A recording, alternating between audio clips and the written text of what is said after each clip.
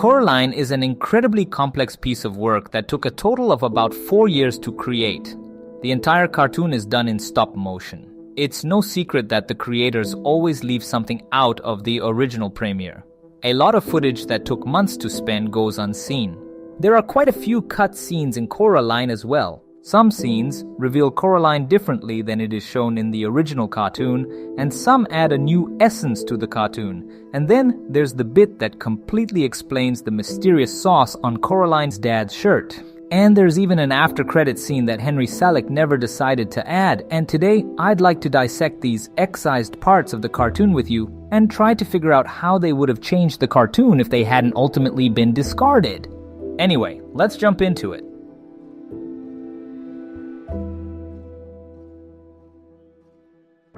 Most of the scenes, according to the main director, were left off the board due to the fact that they slowed down the pace of the film's narrative in every possible way. Most likely, many of them just didn't give the viewer the information they needed to watch the movie. Some of them probably would have even confused the viewers. We'll go in the order in which the creators give us all of these cutscenes. They may not be exactly chronologically ordered, so the first cutscene takes place almost at the very beginning of the cartoon, when Coraline is having dinner with her parents. Oh, my twitchy witchy girl, I think you are so nice. Charlie, I told you to get a laptop. They giving them away now? Its main difference from the original cartoon is that in the cutscene, the father and mother are chatting about all the deleted data on the father's computer. The regular version, however, did not say a word about it. My computer's fine, just a dang power outage from the storm. I can't believe you didn't back up your files. Actually, I can. At this point, Coraline starts making an innocent face, as if she doesn't know what's wrong. In the regular version, this scene has a distinct tinge of gloominess in Coraline's mood. She's totally depressed and takes everything in stride. But here, the situation seems much more comedic. And that, I think, would clearly spoil the perception of the picture while watching it. The next scene is very strange. At first glance, it seems like it takes place right after Wybie and Coraline meet. Well, you remember, it's the episode with the interaction with his mother in the kitchen. But in all likelihood, this scene should have taken place somewhere in the middle of the picture, since here, Coraline and her mother already know Wybie. Coraline, you're dripping all over the floor. What do you think, Mom? You could put them in the new catalog. Right. I really miss Michigan. You've already made a friend. Wybie? He's too psycho to be friends with. I heard it's uniforms only. Uniforms? Are you kidding me? Here, draw a picture or something.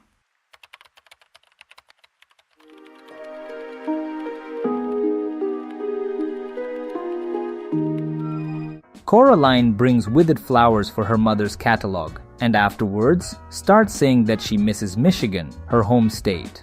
But the most interesting thing here is that Coraline, after collapsing on the table in agony, begins to draw in a spiral that seems to resonate with the other world. Then there really is a seamless transition to the world that Beldam has created.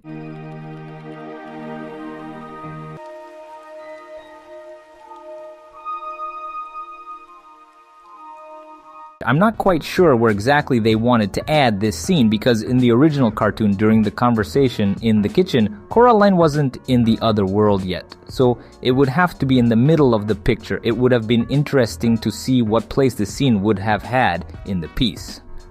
Remember the mysterious sauce on the father's shirt? The next scene explains where it came from. Unfortunately, all creepy theories come crashing down after the father's explanation. Comes a burp.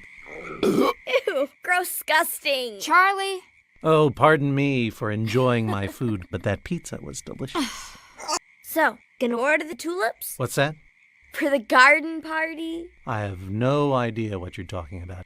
Yes, as it turns out, it was just regular pizza sauce after all. It's likely that Henry Selick intentionally left this stain in the original cartoon to add even more mystery to the picture. And what can I say? He succeeded.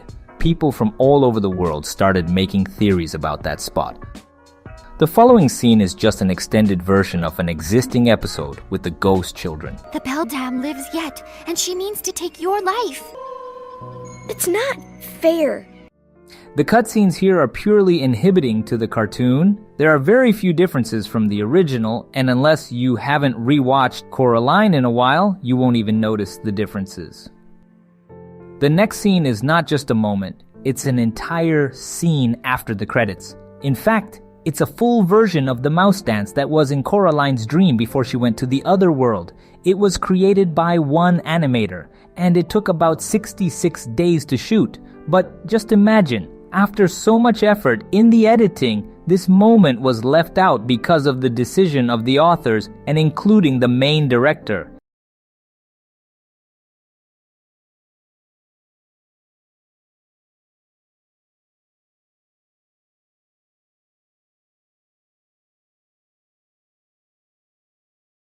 And even after deciding not to add this scene in the middle of the picture, Henry Selick converted it into a scene after all the credits.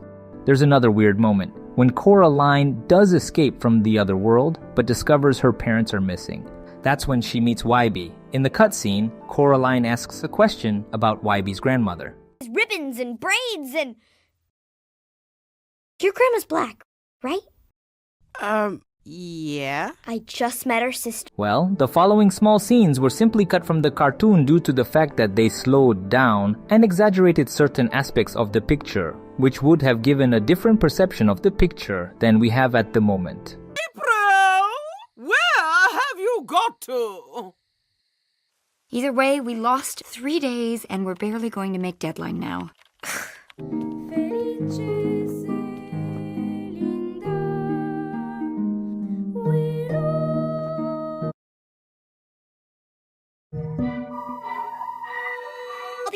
So you do remember. We knocked their socks right out of the ballpark.